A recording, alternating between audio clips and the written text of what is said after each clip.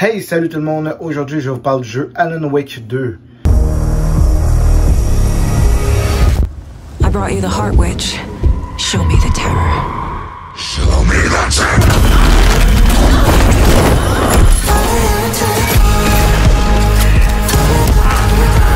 FBI, drop the knife!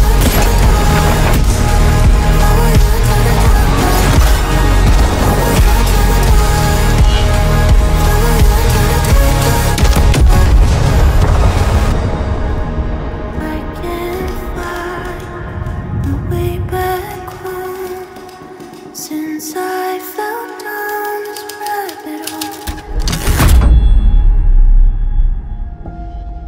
Et oui, il est enfin disponible. Il est là depuis le 27 octobre 2023, le 27 octobre dernier. Donc ça fait une semaine et quelques jours qu'il est sorti. Enfin, après 13 ans d'attente, on a enfin la suite du fameux jeu Alan Wake qui était sorti là, en 2010. Donc, fait évidemment là, par Remedy, créé par le fameux Sam Lake, qui est un génie. Honnêtement, c'est un génie. Dans le générique là, de Alan Wake 2, il fait beaucoup de choses. On l'a vu évidemment qu'il faisait là, Alex Casey, là, on le voyait dans les bandes annonces du jeu et dans le gameplay. Mais il a fait le texte, évidemment, il a fait le scénario, il a fait des chansons, il a écrit des chansons qu'il y a dans le jeu, évidemment, là, interprétées par plusieurs groupes. Il a été producteur, créateur, design, tout ce que tu voudras. En tout cas, il fait beaucoup de choses. Et puis, enfin, son petit chef-d'œuvre Alan Wake est sorti. Oui, chef-d'œuvre, j'ai pas peur de le dire. C'est un chef-d'œuvre. Il y a eu des notes incroyables partout, évidemment, le jeu. Oui, je pourrais quasiment dire que c'est une révolution. C'est vraiment enfin un jeu next-gen, new gen. Donc, le jeu est disponible sur PS5, PC et Xbox Series. Et puis, honnêtement, ça paraît. Les graphismes sont beaux, la musique est bonne, les chansons sont bonnes, la musique est écœurante, le montage sonore, les décors, tout est incroyable dans ce jeu-là. L'histoire qui est aussi complexe et torturée que peut l'être Alan Wake lui-même. Honnêtement, c'est un chef-d'œuvre, j'ai pas peur de le dire. C'est une petite pépite que si vous jouez pas à ça, vous passez à côté de quelque chose. Je comprends, moi le premier, j'ai acheté l'Alan Wake 1 qui était la petite boîte avec toutes les affaires dedans. J'ai l'édition collection. Moi, j'adore avoir les jeux en format physique, mais honnêtement, si vous achetez pas ça, vous passez à côté de quelque chose, honnêtement, d'une expérience. C'est pas pour tout le monde, c'est très compliqué. L'histoire est assez mélangeante. Si on n'est pas concentré, on va se perdre, on comprendra pas nécessairement tout. Même qu'on comprend pas tout encore, mais honnêtement, ça vaut la peine. Faut que vous essayiez ça. Je veux dire, si vous voulez pas l'acheter parce que c'est juste digital, vous passez à côté de quelque chose. Ça m'étonnerait pas qu'il sorte peut-être en physique à un moment donné, des mois à venir. Donc évidemment, on retrouve Alan Wake, 13 ans après, qui est encore là, dans l'ombre noire, là, dans l'antre noir en fait. Puis qui essaye d'écrire pour sortir de là après avoir sauvé sa femme Alice dans le premier, puis tout, bon. Mais il y a aussi un autre personnage qui fait son apparition, c'est Saga Anderson, qui se donne comme un personnage, elle trouve une page de manuscrits avec justement là, Alex Casey, Sam Lake. Puis elle voit que c'est un personnage d'histoire, puis en tout cas là, ici, va avoir rencontré Alan Wake, ça va s'entrecroiser, puis tout ça. Je peux pas dire grand chose pour pas spoiler, parce que le jeu est quand même complexe, quand même super intéressant, l'histoire est super intéressante à suivre. Mais honnêtement, c'est une très bonne histoire, comme je dis, c'est compliqué. Le jeu est compliqué, le jeu est très difficile par moment. Oui, c'est un vrai survival horror. Oui, on manque de balles, mais on manque aussi de batterie.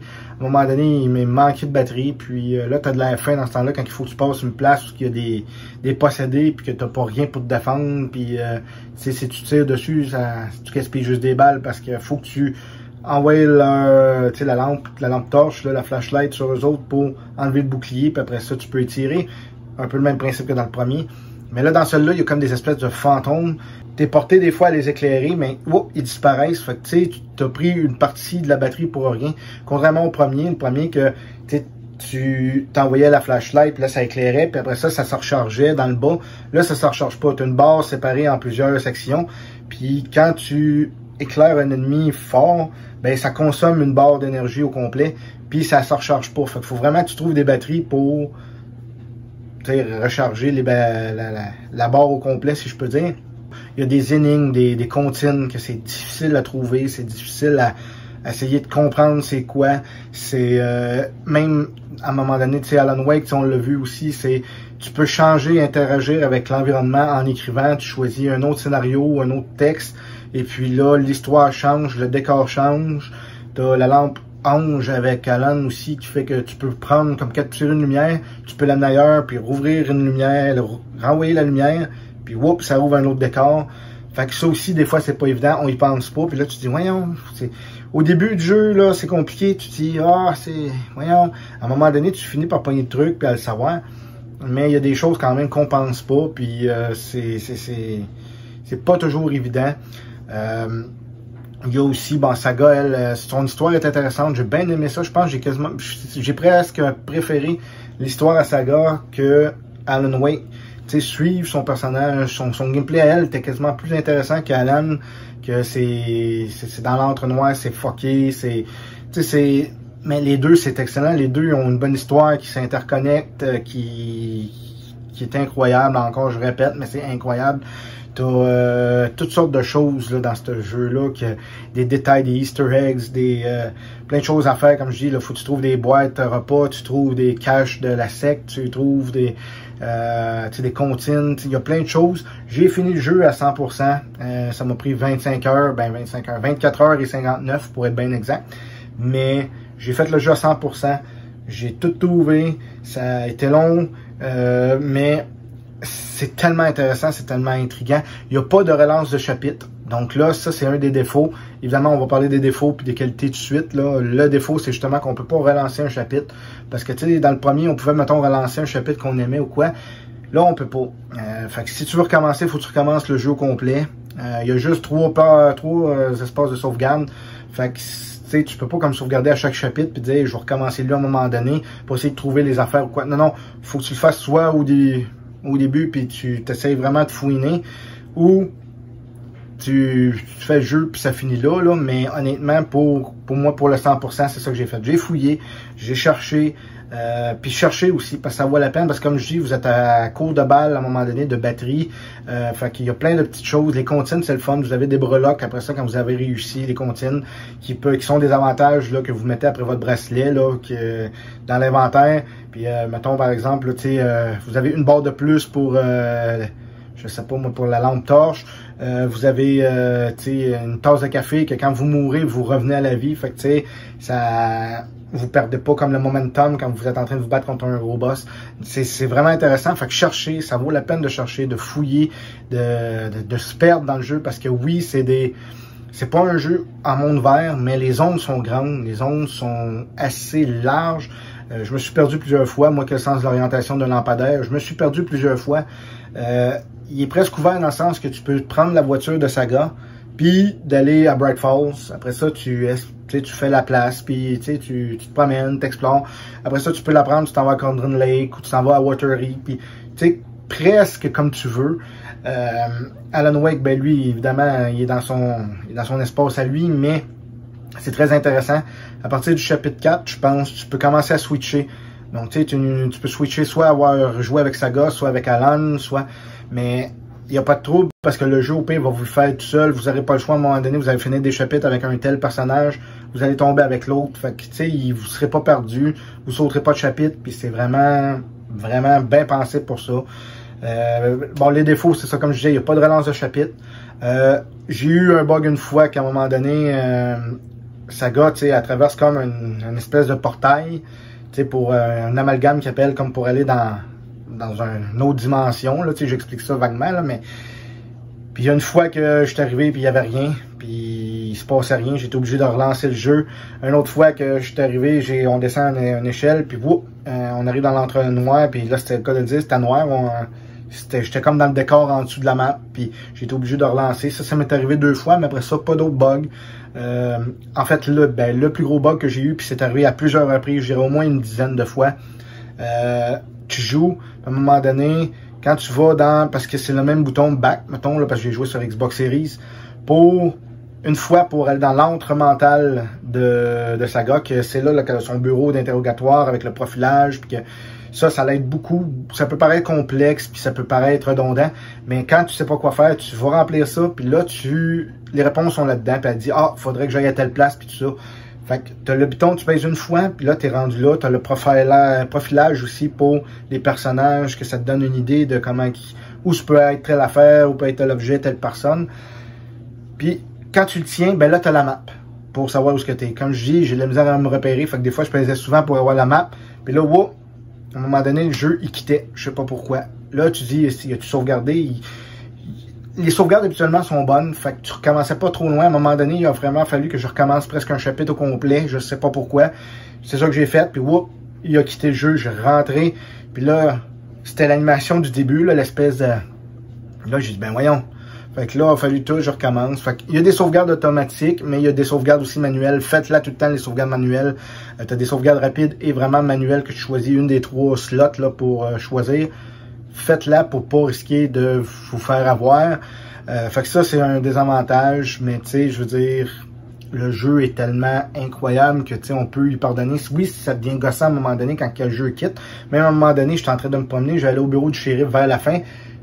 Boum, le jeu a quitté. Fait que je ne sais pas, ça va sûrement être réparé, ça va sûrement être patché, mais ça, c'est un peu tannant.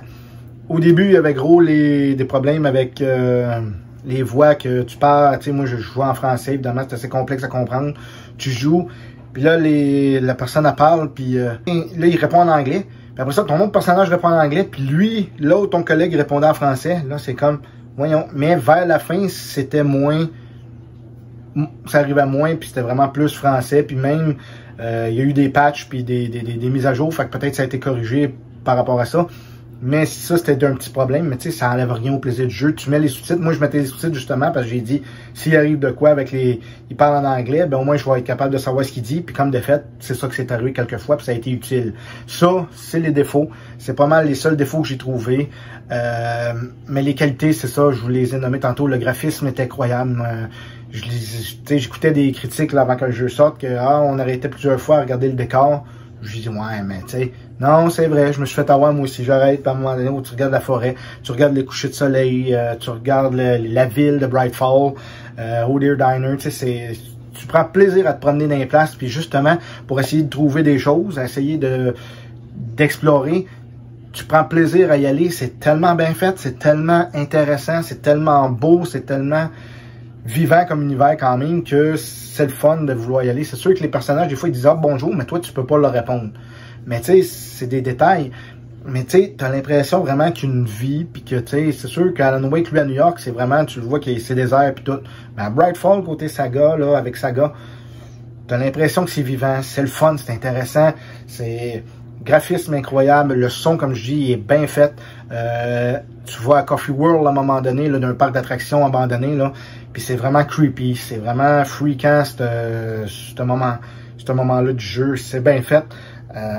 La musique est incroyable, il y a une scène, évidemment, je vous spoil pas, mais comme dans le premier, il y a les Old God of Asgard, tu sais, qui est les deux vieux là, de la maison de retraite qui jouent la musique, puis là, toi, faut que tu survives avec les possédés, comme dans le premier, évidemment, parce que ça a été une séquence fort appréciée des joueurs. Ils ont refait ça là-dedans.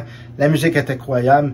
Les musiques de fin de chapitre, quand je finissais un chapitre, je laissais la musique aller, puis tu respires par rapport à ce que tu viens de faire, parce que des fois, là, le jeu est étouffant, le jeu est stressant. Fait que là, quand que la fin de chapitre arrive, là, t'as la bonne petite musique, il y a de la musique qui brosse plus, mais tu sais, la musique de chaque fin de chapitre, c'est un peu encore diffusé comme le premier. Fait que tu sais, t'écoutes la musique est incroyable, comme je dis, l'histoire est incroyable, les acteurs sont tous bons, sont tous incroyables. Il y a des vrais acteurs, tu sais, des vraies scènes avec des vrais acteurs filmés en vrai, si je peux dire, qui s'impliquent dans l'histoire par rapport à ton personnage. Les PNJ même sont vivants. C'est le fun, t'as vraiment l'impression qu'il est vivant, c'est pas juste comme, tu vois pas que c'est fait comme juste par ordinateur ou quoi, la motion capture est écœurant. C'est vraiment incroyable. incroyable. Le travail qu'ils ont fait là-dessus, tout est incroyable dans ce jeu-là. Comme je dis, c'est pas parfait, c'est difficile, faut chercher longtemps, mais c'est pas grave, ça vaut la peine, c'est incroyable. En espérant que Alan Wake 3 prenne pas 13 ans lui non plus à sortir. Et puis, évidemment, il va y avoir les DLC là, qui vont sortir, là, je sais pas, au courant de l'année 2024, fort probablement. J'ai hâte de voir qu'est-ce que ça va être. Je vais faire encore des critiques là-dessus, là, moi, de vous donner mon avis sur ces DLC-là, qu'est-ce que ça a de l'air. Honnêtement, non, jouez à Alan Wake, puis qu'il soit en version digitale ou en version boîte un jour, achetez ça, ça vaut la peine, ça vaut la peine. Donc, pour le jeu Alan Wake 2, je lui donne la note de 9 sur 10. C'est réellement un chef-d'œuvre. C'est incroyable. On se laisse prendre par l'histoire. Puis, on peut pas passer à côté de ça. C'est un jeu qui... C'est un ovni, ok? Je veux dire, c'est différent de ce qui se fait aujourd'hui. Ce qui fait peut-être justement que ça plaira pas à tout le monde parce que ça... Il y a des trucs qui sortent de l'ordinaire, il y a des trucs qui sont pas comme d'habitude, puis qu'on n'est pas habitué de voir dans les jeux vidéo, puis tout ça. Mais sinon, ça vaut la peine. Honnêtement, je vous le conseille, procurez-vous-le, ça vaut la peine. C'est tout simplement un chef-d'œuvre. C'est le meilleur jeu que j'ai joué cette année jusqu'à présent. Donc, comme d'habitude, laissez dans les commentaires ce que vous avez aimé, pas aimé du jeu Alan Wake. Si vous pensez le faire, si vous pensez ne pas le faire. Peu importe si vous avez aimé le premier, si vous connaissez ça ou pas. Évidemment, c'est préférable peut-être d'avoir joué au premier pour voir tous les Easter eggs, tous les petits clins d'œil qu'ils font, puis tout ça. On va être moins perdu, je pense. Les développeurs disaient que c'était pas nécessaire de jouer au premier. Moi, je pense que finalement, ouais, c'est plus pratique, comme je dis, pour comprendre tout le lore, puis toute l'histoire d'Alan Wake, puis de Bright Falls, puis de tout ce qui entoure cet univers-là. Mais honnêtement, comme je vous dis, essayez ça, puis laissez les commentaires ce que vous avez aimé, pas aimé. Puis n'oubliez pas, comme d'habitude, de vous abonner si vous voulez, laisser des petits pouces bleus pour m'encourager. Puis, n'oubliez pas de faire sonner la petite cloche pour les prochaines notifications là, sur les prochaines critiques, prochaines vidéos que je vais faire. Et là-dessus, je vous souhaite une bonne journée et à la prochaine. Salut tout le monde!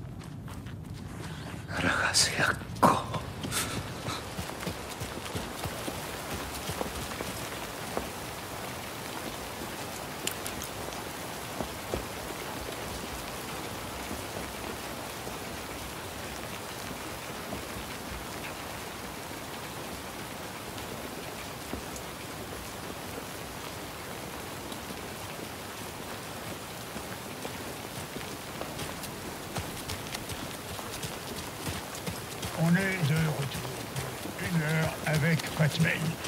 À suivre, on va spéculer sur les chars de parade qu'on verra à la fête du cerf.